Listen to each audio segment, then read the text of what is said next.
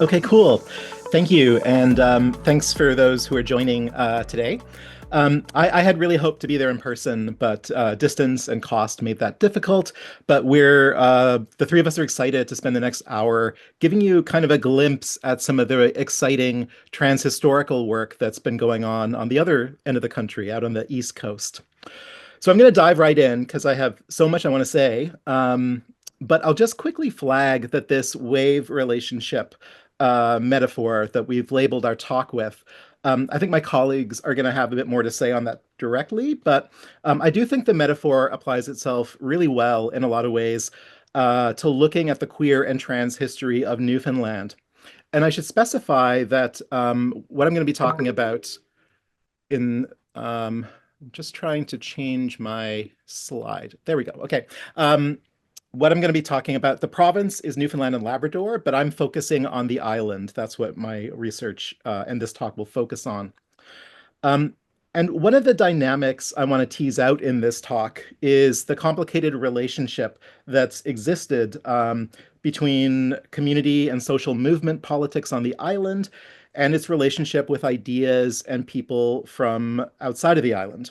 I think these kinds of insider-outsider relationships are complex anywhere, but they become even more complex and probably even more visible in a place like Newfoundland that is so neatly bound by its watery maritime border, by unique regional dialects that immediately distinguish people born here from residents who are not, and by a collection of cultural traits that are certainly not intrinsically Newfoundland, but have come to be popularly associated as such, reflecting the hegemony of white European settlers from Ireland and England.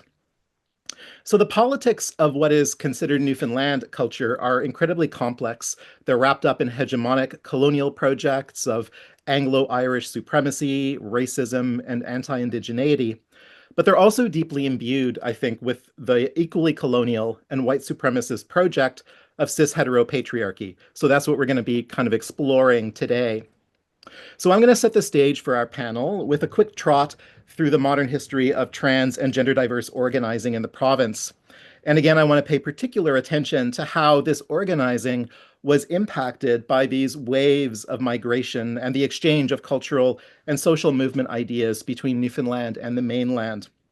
I was going to provide a bunch of examples of this tension kind of between Newfoundland organizing and the mainland.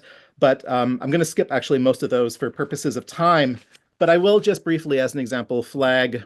This is my quick timeline of queer organizing in Newfoundland, starting in 1974 with the first formal queer rights group, CHAN, Community Homophile Association of Newfoundland.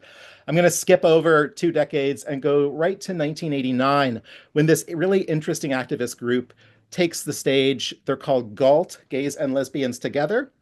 And they were really notable for the more radical politics that they pursued. The previous groups, they didn't organize protests, really. They did a lot of incredible community outreach, community building.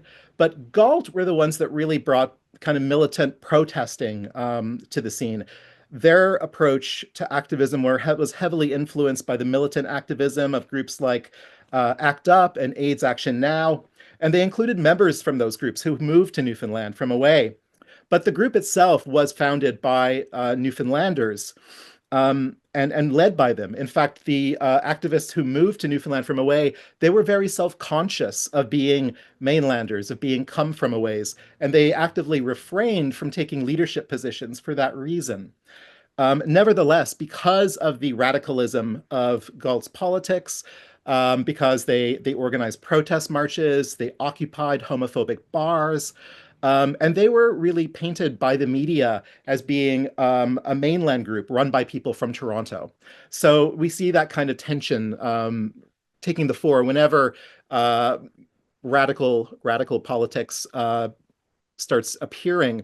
And just to give you an example, Galt was caught up in a controversy in 1991 when the university student newspaper ran an article in a gay and lesbian supplement. The article was written by Galt members. It was about safe sex.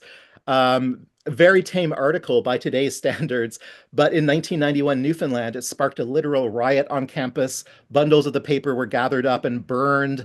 A police investigation was launched. It grabbed province-wide headlines, and the letters that poured into media in response to it, even from members, local gay activists, were really critical. Here's an example, complaining about, saying this is not Toronto, this is Newfoundland. To impose mainland solutions, mainland activism here is imperialism. So you see, again, that's just an example of this tension that really exists when it comes to political organizing on the island. And it was, I'm going to skip examples, but during the AIDS crisis, it appeared as well. And the politicians' denial that AIDS was a Newfoundland issue. And even the feminist movement was, experienced that same tension when, protesters, when lesbian feminist activists appeared on the scene, they were again criticized as being from Toronto, mainlanders, not Newfoundland feminists. So this, I want you to kind of keep that dynamic in the backs of your heads as we turn to the province's trans history. As we know, trans, gender diverse people have existed throughout history, but one of the earliest trans folks that we have documentation of in Newfoundland is this wonderful person, Jeannie Shepherd. She was born and I should say there's lots of evidence of other people expressing forms of gender diversity, gender queerness, gender fluidity much earlier, but Jeannie was one of the first definitively trans people. She was born in the small rural community of Sandy Point in 1957. Her family moved to Toronto when she was a teenager, and that's where she discovered, that's where she underwent medical transition. And she became a noted performer in Toronto, Montreal, and was tragically murdered by an abusive husband in the US in 1980. But her story made international headlines in part because her sprawling, enormous Newfoundland family were so supportive of her transition, even back in the 1970s. But the first actual appearance of a trans person in medical documentation in Newfoundland occurs in 1974 in the journal Psychiatrica Clinica. And this emergence of medically documented trans identity in Newfoundland, it is an interesting example of the coming together of local and non-local perspectives. The article was co-authored by two people, Dr. Julius Hernig and Elaine Duggan. Dr. Hernig was a Czech doctor who had previously specialized in working with trans people in a research facility in Manchester, England, before he was recruited to head up Memorial University of Newfoundland's brand new Department of Psychiatry in 1968. He brought his interest in trans research with him and continued publishing studies on his Manchester research. And once he retired from Memorial University of Newfoundland in 1980, he moved to Toronto, where he played a leading role in the infamous Clark Institute there. And he helped to develop some of the admittedly terrible trans treatment protocols at CAMH. His co-author in this early paper, Elaine Duggan, was a Newfoundland social worker whose research focused on the social impacts of resettlement. Resettlement was this historically important process in Newfoundland. After Newfoundland joined Canada in 1949, there was this effort to resettle small communities in larger population centers where it was considered easier to provide public services. But resettlement came with a tremendous social cost to the communities and people who were resettled. That's what Duggan studied. And I surmise that when she was interviewing these resettled families coming in from small rural outports, that must be when she came across this young trans person and somehow connected with Dr. Hernig at the university, and they wrote this paper together. So we see the gradual emergence of trans folks in the literature from this point on. In the 1980s, I've spoken with trans Newfoundlanders from the 80s who they declined to be actually formally interviewed for my research and publications, but they all either left the province during the 80s to transition or they detransitioned after encountering barriers. And it's important to recognize there was no accessible medical pathway for transition at this time in the province. In the early 1990s, a trans woman named Alexandria Tucker pictured here. She tried reaching out to local medical professionals and was told in very blunt terms to leave the province, lest she wind up incarcerated in a mental institution. These quotes are from her excerpts from her journals, which are being edited for publication by her partner.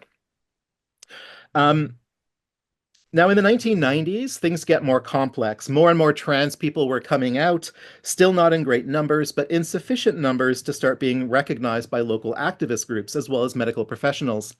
After GALT that earlier militant group collapsed in 1992, a new queer activist group formed in 93 called Newfoundland Gays and Lesbians for Equality, or NGALE. And this was the first group that recognized the presence of trans people and began trying to provide some degree of support.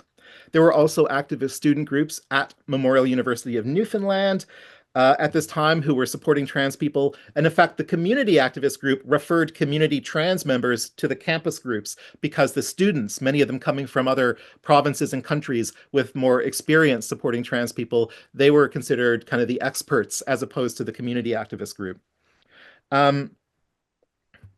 And this is just an example. Here's a quote from one trans activist, R.M. Kennedy, describing how he moved from rural Outport to St. John's, the provincial capital.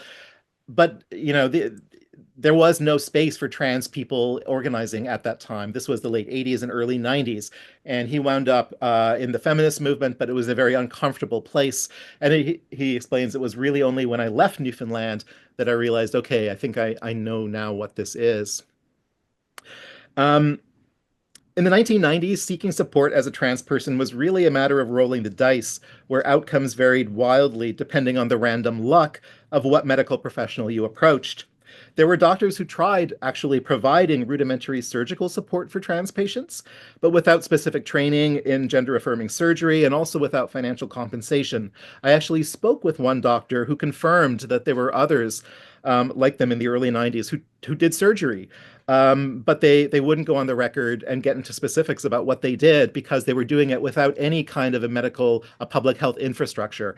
They were just approached by desperate activists looking to connect trans people with, surgeons and medical professionals. So in the late 1990s, as the same time as so many Newfoundland born and raised trans people were leaving the province to seek transition support, what's interesting is that a few trans people were coming from the opposite direction. They were arriving in the province from away. These included two notable trans activists, an American named Dawn Hartman, who began her transition in the US before moving here with a partner for work in 97, as well as Jennifer Crandall, who moved here from BC with a partner who was a Newfoundlander in 96. Crandall's story is important. She and her partner experienced great support from NGALE, the activist group, but a lot of bigotry and discrimination in the wider community. Through NGALE, Crandall connected with the American, Dawn Hartman, as well as a locally born trans woman, Felicia Fay, pictured here. Together, they had meetings with local psychiatrists as well as provincial healthcare officials, seeking access to hormones and a future pathway to other forms of gender-affirming healthcare. But hormones was the big thing they were seeking. And things did not go well. Here's a quote from Crandall. That first quote there is from an American, from the physician I interviewed. But the second quote here, she describes how a psychiatrist had agreed to provide hormone treatments, but shortly after, he summoned the three of them to his office where he read a note from the officials in charge at Eastern Health, the provincial public health system, and the note read, "We will have none of this here in Newfoundland. These people can go back to Toronto with the rest of their like." They tried meeting with other local psychiatrists and endocrinologists who refused to meet. Hartman, in fact, had a prescription she brought with her for hormones from the US, and she was eventually able to get a local doctor to agree to fill it. Crandall wound up, quote, blackmailing a local psychiatrist into providing hormones. Tragically, Felicia Fay wound up dying from suicide in 1999. And it's important, I think, to recognize that she was the only one of that group who was originally from Newfoundland. Other NGALE activists I interviewed talked about how this made life harder for trans Newfoundlanders. The other trans activists who came from away, they had left their hometowns and families to build new lives in Newfoundland. But those who grew up here still had to contend with hostile friends and family networks they could not get away from. Now, what happened next is important. After Fay's death, Crendel and her partner, Catherine Walters, got a job on the remote northern peninsula of the island, the very tip of the island there in St. Anthony. Walters got a job there in healthcare administration, and at the hospital where she worked, she met a doctor from Colombia in South America. That Colombian doctor, and I'm not using his name because he didn't provide consent to use it, but he was outraged by Crendel's treatment in St. John's, and he worked closely with Crandall in to put together a healthcare team in St. Anthony on the tip of the northern peninsula there to begin developing a pathway to gender-affirming healthcare and social supports for trans people in the province.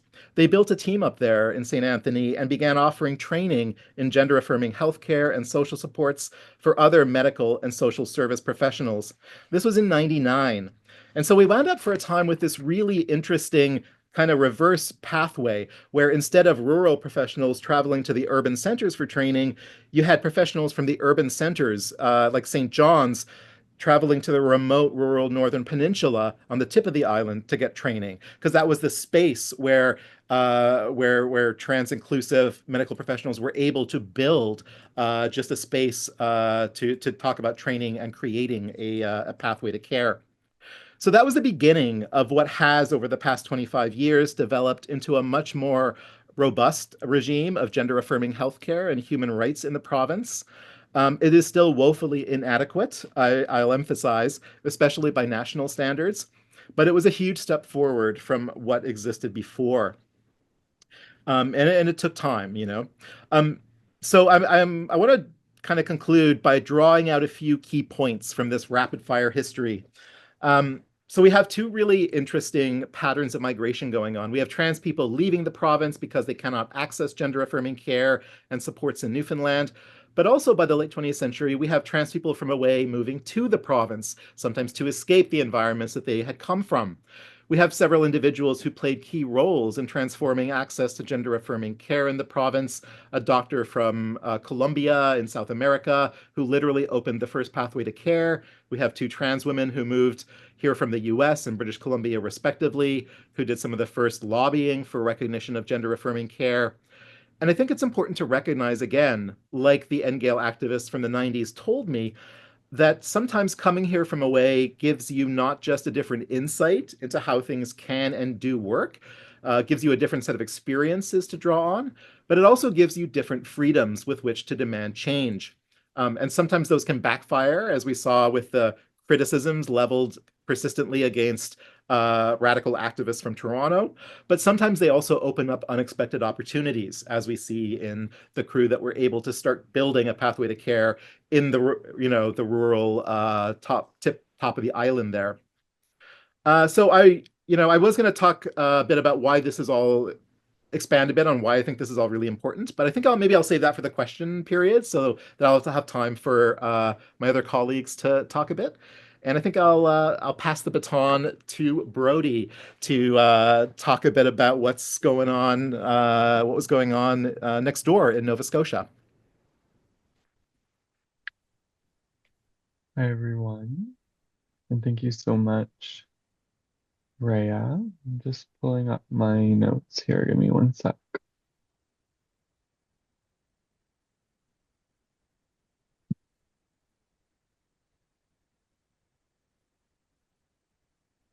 Mm.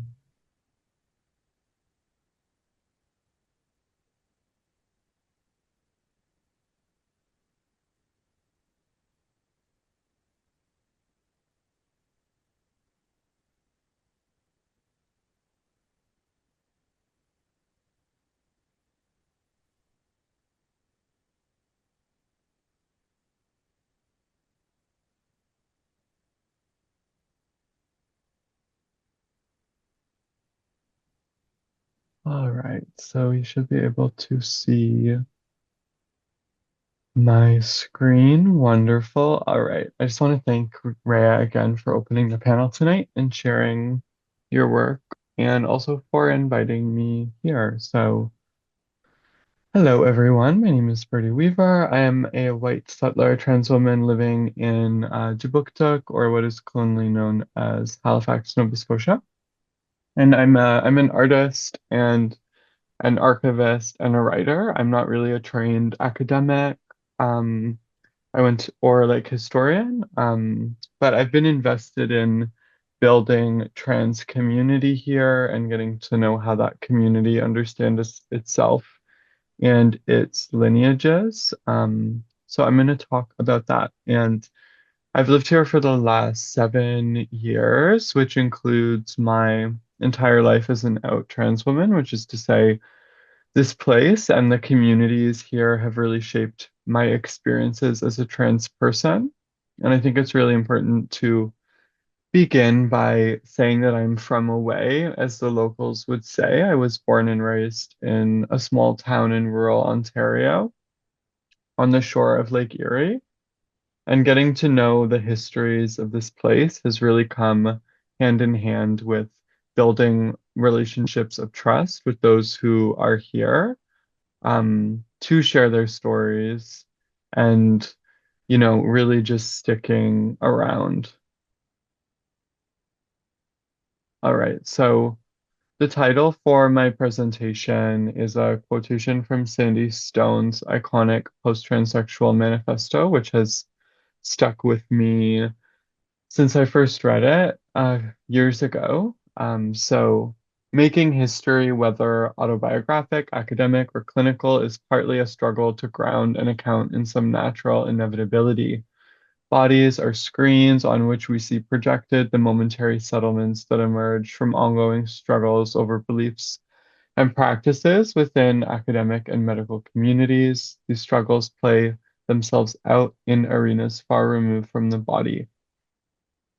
And I felt compelled to open with this quote because it kind of underscores the teleological nature of the pursuit of making history and the relationship between a narrative history and the kind of unknowable and intangible events and people and places that it works with.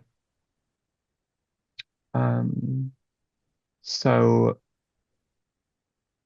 trans history in Nova Scotia remains kind of unwritten. There's really no public or academic scholarship about it.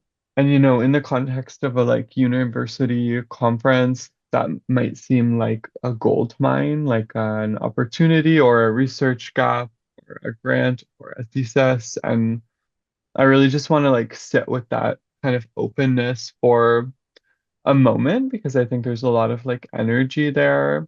And I want to ask, like, is it because, people don't think there is a trans history here? Is it because trans people haven't been supported or encouraged to write it? Is it because trans people have kind of resisted being captured by a written history? Or is it perhaps because people don't think that we need a trans history because there are so many visible trans people in Halifax? And these kind of questions bring me to this chart that we're looking at. So in 2021, Nova Scotia was recorded as having the highest ratio of trans and non-binary people in the country. And the biggest city, Halifax, where I live, was second to none other than Victoria, BC, where this conference is being held, and where one of the largest trans archives in the world exists. And there's this kind of tension there for me between that statistic and this kind of lack of a formally recorded trans history. And I'm not trying to like resolve that tension, but I just want to kind of acknowledge it. And what I do want to do is tell a little story about the relationship between Halifax's first gay and lesbian organization and some trans community organizing that's happening in the city today. And after that, I'm going to share some of my collaborative documentary and performance work with trans people here in Halifax, which kind of addresses some topics of history and archives, and memory and trans life.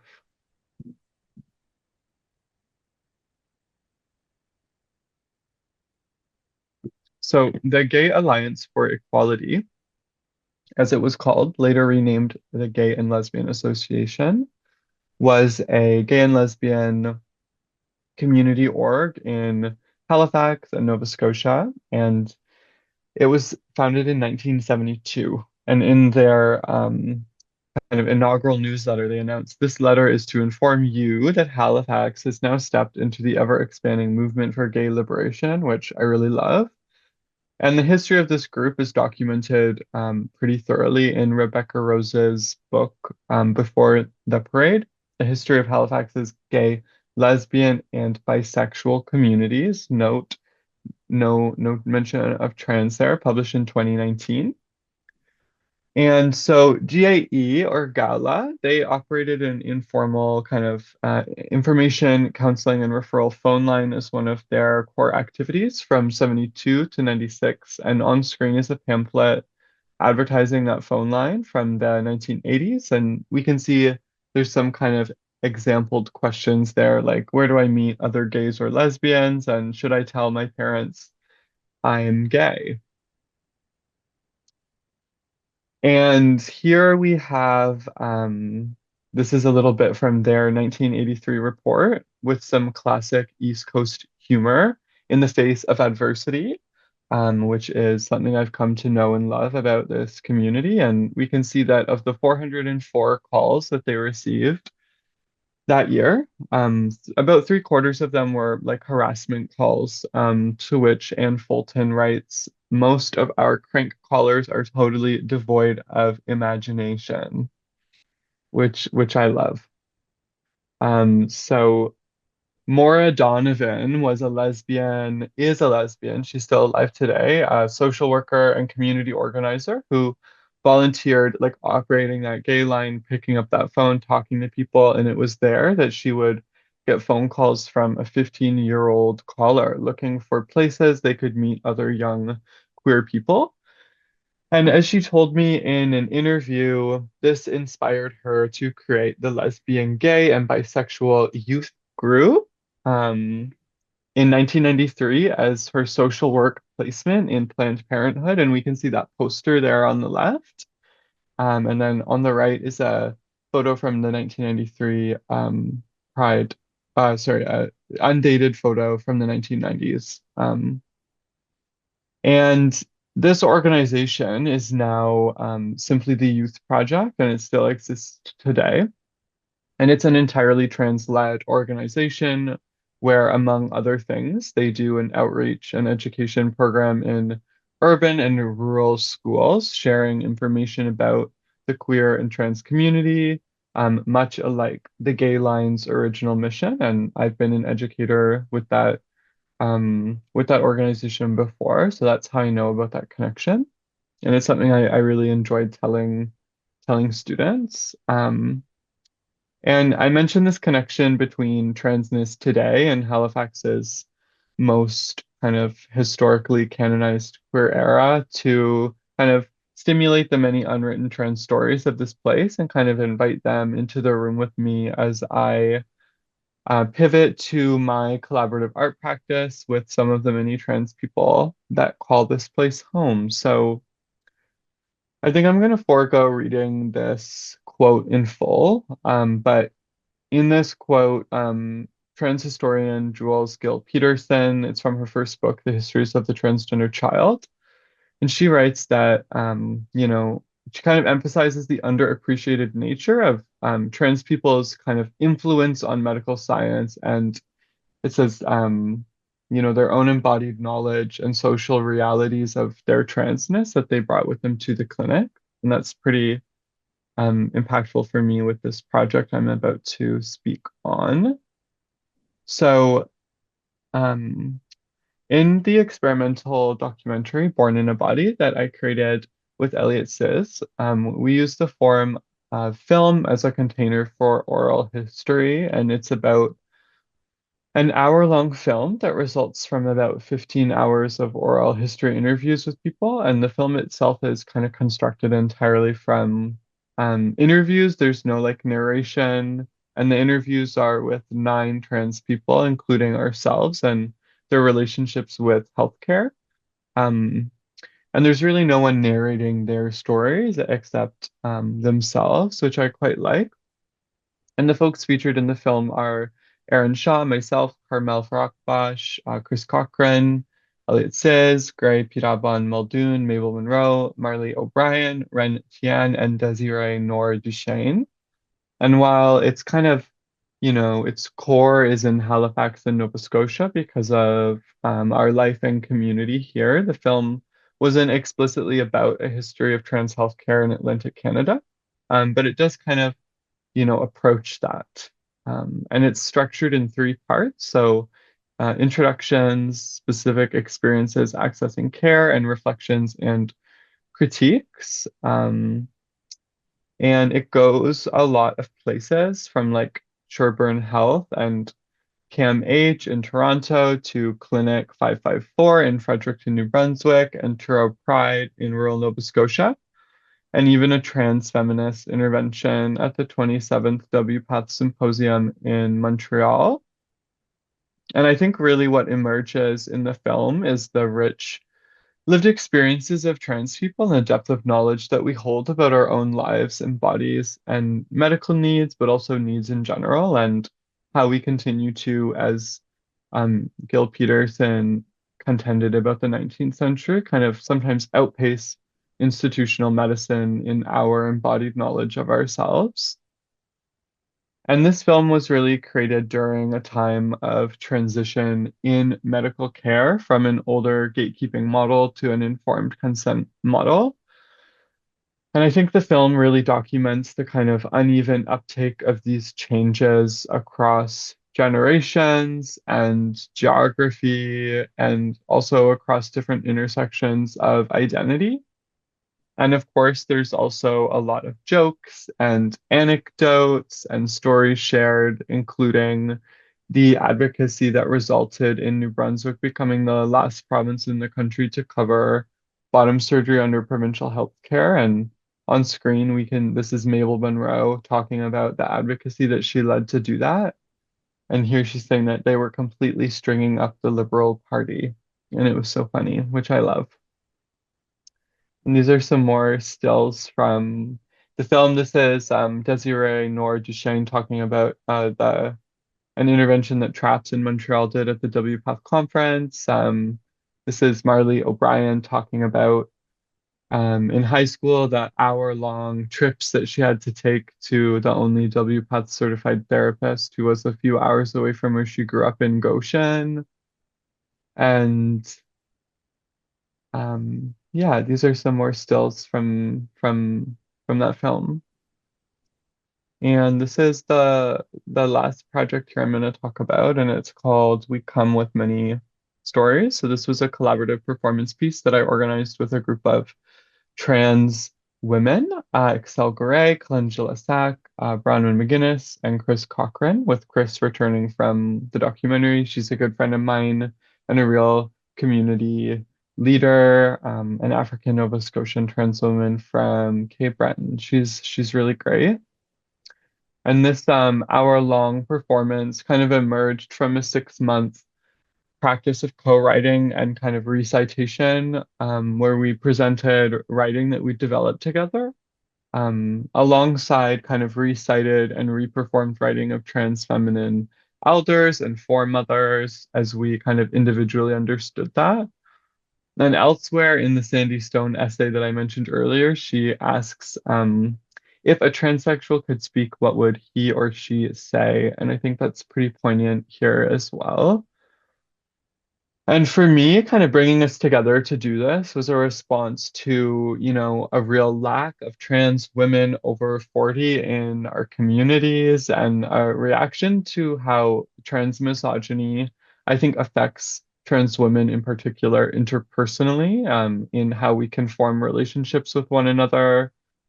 And it was really a practice of like building trust and learning how to be in relationship with all the kind of good and ugly feelings that surface with that. And the script that we wrote and performed together is being made into a publication, which is going to be launched soon with the Khyber Center for the Arts, where we did the performance. And this is kind of a more recent line of thinking, an inquiry for me coming out of this project, but I've been thinking a lot about how trans misogyny kind of plagues this place and, many places. We're not really unique in that, but I've been asking elders in the queer community here about trans women that they've known over the years, about their memories of trans feminine people across time in this place, and they don't often have a lot to say. People they used to know and fell off with, people who've maybe moved, who they aren't in touch with anymore. But one particular name has come up a lot, and that's Laura Shepherd, who has since moved to Ontario. But I've gotten to know her mostly through her zines and writing, and we've corresponded a little bit over email as well. But from what I've heard, she has had a pretty significant impact on people's lives, myself included, particularly other trans women around my age who grew up here. And in the spirit of this project, this performance, and this panel, I want to read a little excerpt from one of her zines to kind of close. So these are the closing paragraphs from a piece that she wrote titled Forgiving the Future, which I think is really beautiful. So, in late autumn, I started noticing how many trans people had no plans for those horrible days in December when everything closes and our families are liable to get our pronouns wrong, whether we join them for the holidays or not. I then lived alone in a spacious apartment, poorly finished, drafty, lots of mice, and I decided to open my doors. Word got out, money arrived, anonymous and unsolicited, then food, then people came, lots of them, and they stayed for 3 days. It felt like I had done little more than leave my door unlocked and the porch light on. So many others gave so much of themselves. It was all the kinds of magic you can imagine. I felt then I was truly home for the holidays. I used to see my future as a monochrome photograph, all one tone and fixed in time, stark and minimalistic, fodder for the reaper. The cycle of decrease and renewal I thought the death card was depicting turns out in my life to be more like forgiveness and redemption. Slowly, I've come to see how much I can free myself to live by how much I can forgive, how much more ready it makes me to accept a place in a community that's ready to accept me. The future takes time. Now I see the future like a spring in the Maritimes, fleetingly monochromatic, slowly unfolding in a succession of subtle palettes, taking an entire season to blossom into something fixed and saturated enough to name as color. All right, that's where I'm gonna pass the baton on over to Daisy.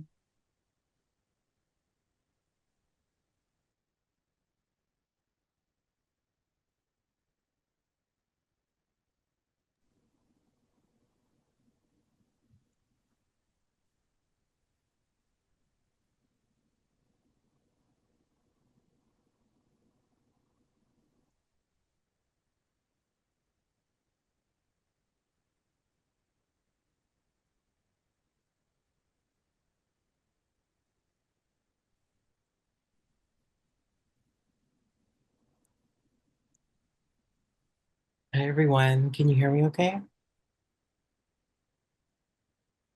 All right, this is normally my bedtime, so I'm feeling really relaxed. I'm looking forward to sharing some of my recent work. Thank you so much, Rhea and Brody, for opening up this beautiful conversation tonight. Um, I'm going to revisit some of the poetic nature of the wave that is imbued in the title of our panel tonight, and I'm going to explore some trans and sex worker counter histories in Newfoundland.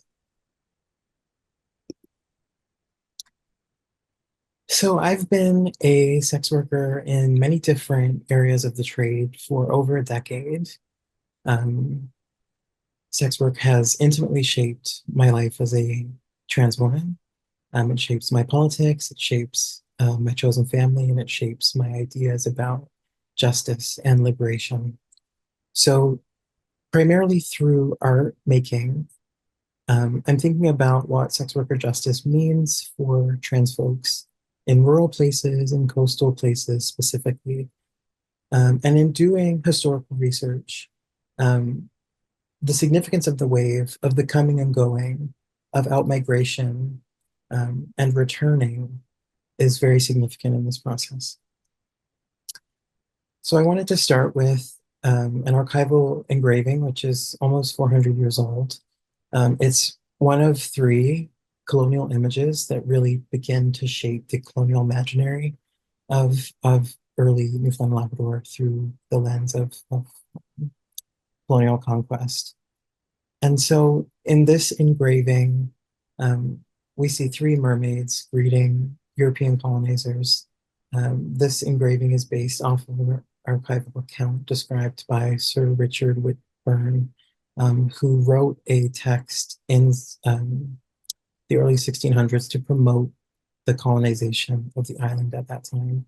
And in the text, he describes an encounter with a mermaid in St. John's Harbor, which is also the oldest sex worker stroll in the province. And so he describes the mermaid's body. She's the object of cultural fetish, of sexualization. He describes her beauty. And at the same time, she experiences violence from some of his men. And so the mermaid is assaulted with an oar and sinks into the water and disappears. And so mermaids throughout Newfoundland and Labrador culture, throughout folk culture, come and go in similar ways. They're the objects of simultaneous fetishization and violence. And I think as an imagined foremother figure, this experience mirrors the lives of trans women sex workers in interesting ways. So I want to open with the figure of the mermaid as she informs a lot of my thinking about this through time. And we'll move to an early photo of St. John's Harbor in the early 1900s from the Notman Photographic Archives. I'm really interested in sensory histories and creative historiography. And so encountering a photo like this and being drawn back in time to imagine the presence of working girls along the stroll at this time, recognizing the significance of the harbor as a space of trade, many different kinds of trade in a port town, and really sitting with this geography to imagine what the water might hold alongside what archives, colonial archives hold as well. And so we'll come back to the water as we talk about art later in the conversation. I'm going to focus primarily on ideas of socio-political formations, oral histories, and art making. So Padraic Bragg, who came up in Rhea's presentation in the Erotic Safer Sex Guide that created quite a controversy. This is a snippet from some of his undergraduate coursework in sociology, where he was studying the first organization, Chan, from the 1970s. And he writes about how members would meet up at this particular bar called the Waterfront Club. And near the bottom of the segment, one of the members says, everyone went there. In one corner, there were the bikers, and the other, the fishermen just off from their boats, the prostitutes in the other, with us gays taking over the other. It was a real dive, but it was a place to go. And so sitting with the dive bar, sitting with, the detritus or the dross at the water's edge of this rough and tumble port town offers something really fun to think about for me. And I'm thinking about the ways that various people assigned to social margins come together and form a politics together or a community together. And I think I'm continuously drawn to this document because it really shows how sex worker and queer liberation are entangled.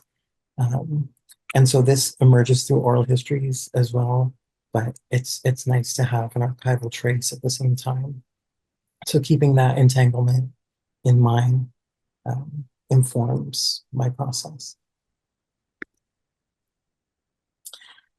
So from the early 1970s to the present, this is a beautiful photo taken by Tanya Heath from the 2023 Trans March.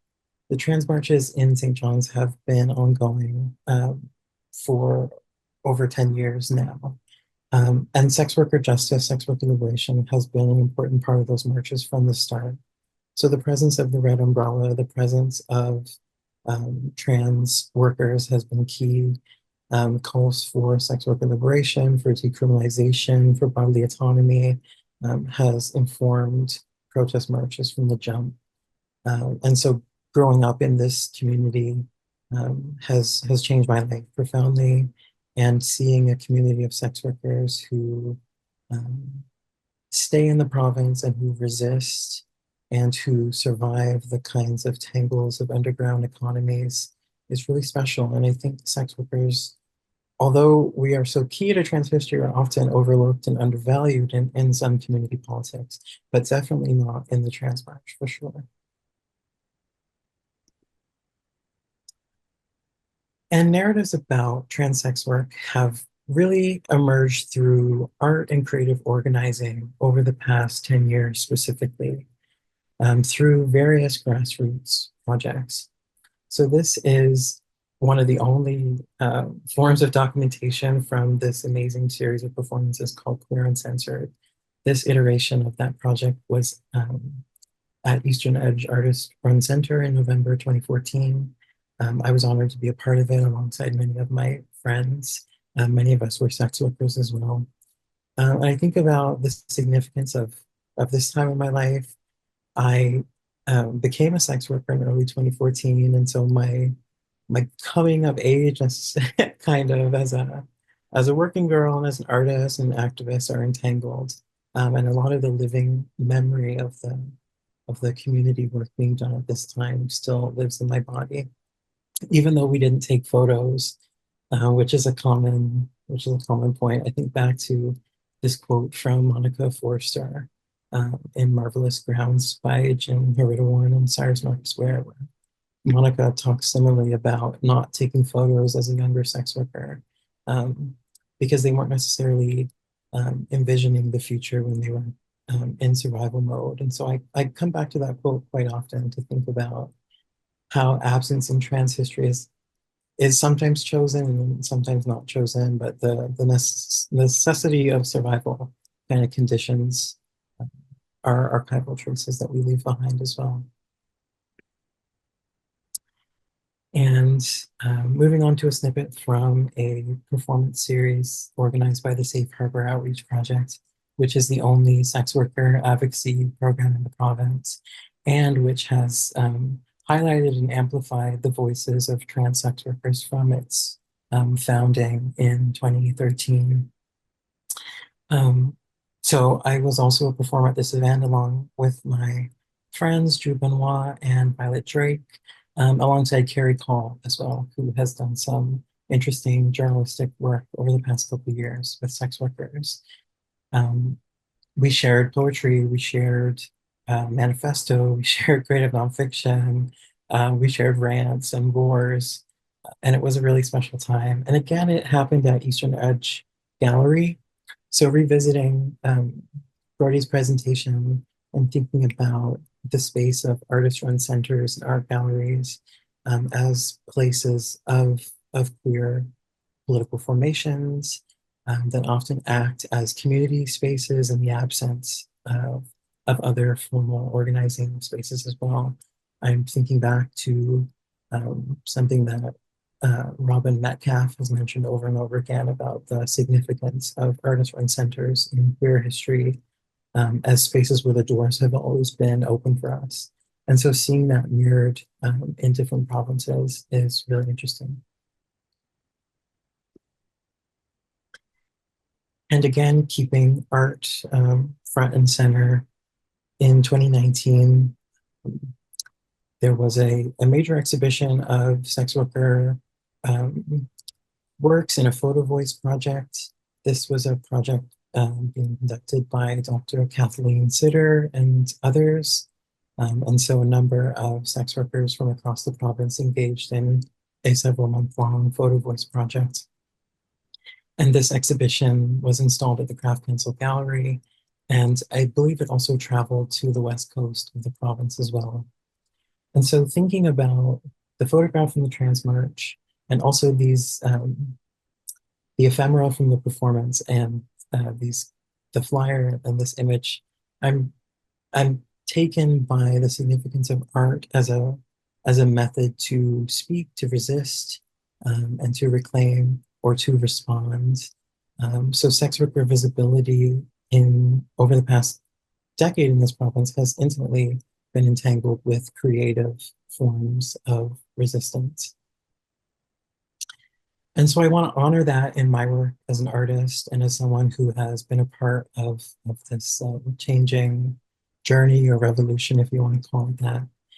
And so I'm going to share a little bit about an ongoing project that I've been working on, which is funded by the Canada Council for the Arts and the City of St. John's. And it's centered around sex worker archival research, trans sex worker oral histories, and translating or responding to historical or archival knowledges through multidisciplinary practice. And the key question that guides some of my thinking is, what are the roles of art and creative knowledge in activating or withholding histories and intergenerational relationships?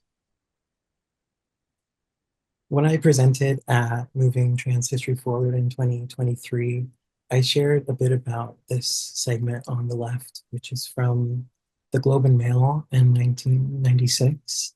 And it features the voice of a trans youth sex worker who had moved from Newfoundland and found herself in downtown Toronto. And I love how it describes her outfit and her quote about not being able to live her truth in Newfoundland and needing to move away to do so. And so again, revisiting some of these ideas of coming and going that Rhea touched on, and the wave of leaving, but also returning that comes through. And so her voice emerges in a time of crisis, right? Her best friend was murdered on the stroll. And without this loss, her narrative may not have been captured by the archive in the first place. And so I think about that entanglement of the love that she formed with her sisters on the stroll, and also the loss of community as well. And it also connects to, Jeannie Shepherd's story that Rhea described. I'm thinking about the history of showgirls and drag performers in Newfoundland, and also those who left the province to transition or find bigger communities or push toward a life that they imagined could be better. And then we have the iconic Morgan Page, who came to visit in 2015 when the Department of Gender Studies at Memorial hosted a sex work symposium. And so meeting Morgan was kind of a foundational moment in my life as a young sex worker, and definitely informed a lot of my politics and questions that shape my art practice. And the third is a quote from a thesis from the 1960s, which mentions an earlier poem from the 1940s about an aging sex worker at St. John's Harbor. So again, revisiting the waterfront as a stroll, but also a living geography of sex worker history. And so I hold on to that poem because I see resistance in a line about queer overflow of lust. And I think about how that lives in the present for sure. And then a snippet about the sex worker art display that I mentioned a couple of minutes ago. So I wanted to offer these brief documents before moving into the oral histories to kind of situate some of the archival thinking. So I engaged in an oral history process with 4 trans sex workers last year. I foregrounded the experiences of BIPOC sex workers. And we talked a lot about visibility and anonymity and citizenship, because some of my collaborators aren't citizens.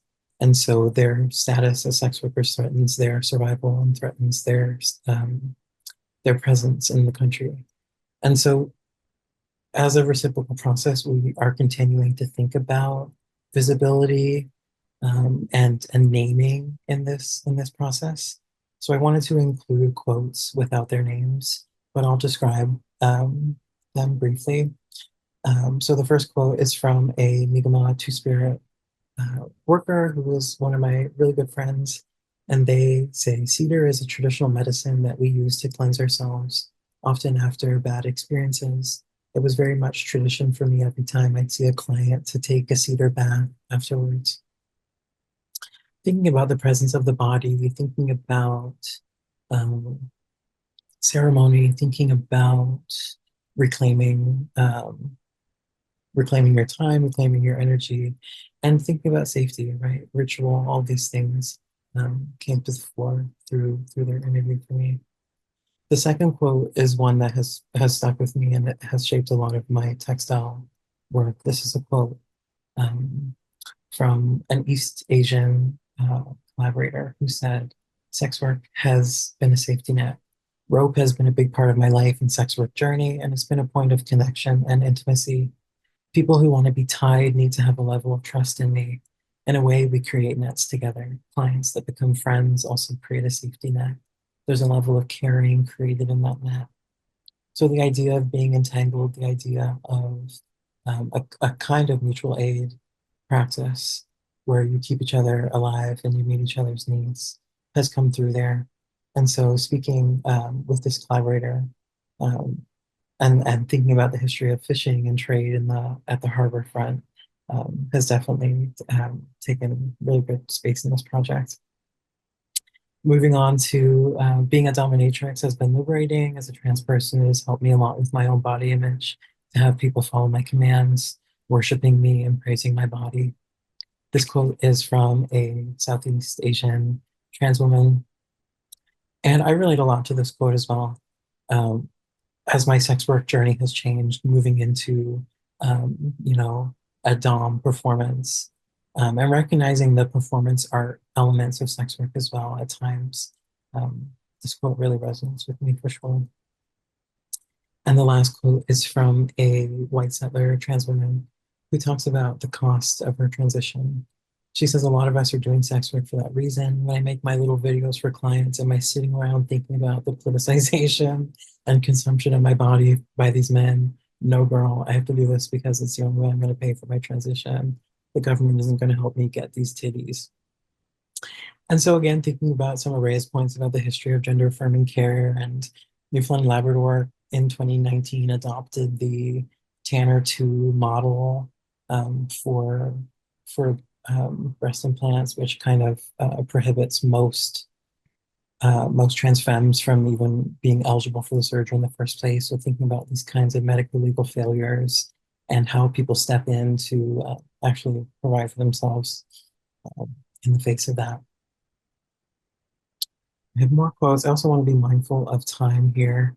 So I'll skip down to the middle quote here, where my collaborator says, "Sex work gave me my community organizer skills. It gave me my customer service skills. It taught me to be appreciative of people around me. It helped me to be confident and stand up for myself. You need that. Sex workers are the strongest people I've ever met in my life. And they taught me you're not a doll to be passed around. You're a person, you set your own price. You can insist you won't do things. You can say no. Those aren't skills that anybody else in my life taught me." And so here, the importance of this intergenerational link comes through. And I think like Hookers on Davy is making a resurgence in the cultural repertoire. And so Jordan King, who's an artist and creator in Toronto, has been doing some programming related to Hookers on Davy lately.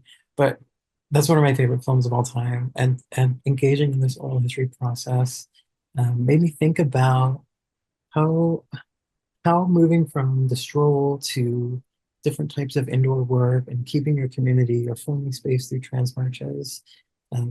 The importance of these kinds of intergenerational links and narratives that keep us going in the face of crisis. I also have created some visual poems throughout this archival process, and I'll just flick through those briefly. But really, being selective with language to think about power dynamics and reclaiming some of those power dynamics from some of these newspaper articles. This is a major article from the 1940s about venereal disease and the moral panic about sexual health in the province. And so I wanted to think about how the bodies of sex workers could be narrated differently in that kind of work. And this piece really focused on freedom and refusal. The history of stripping offers a lot. I've been doing more research on the history of burlesque for the past couple months, and I'd be happy to talk about that more in the question period as I just skip through some of the creative work here at the end to be mindful of time. This is a short video work comprised of snippets from burlesque ads overlaid with footage of St. John's Harbor to again think about different sex worker geographies of coming and going and keeping the presence of the water key to the work. Responding again through creative objects. Is it an abstract body? Is it a very rural sex toy? Is it an interpretation of a body laced in silk? The head is a sea urchin, or what are known as whore's eggs in Newfoundland and Labrador. A mermaid in a net, thinking about entanglement. Covered in wax, thinking about preservation and archives. A pair of nylon hosiery that washed ashore and was a major beautiful gift in my life that I've been thinking about for years now.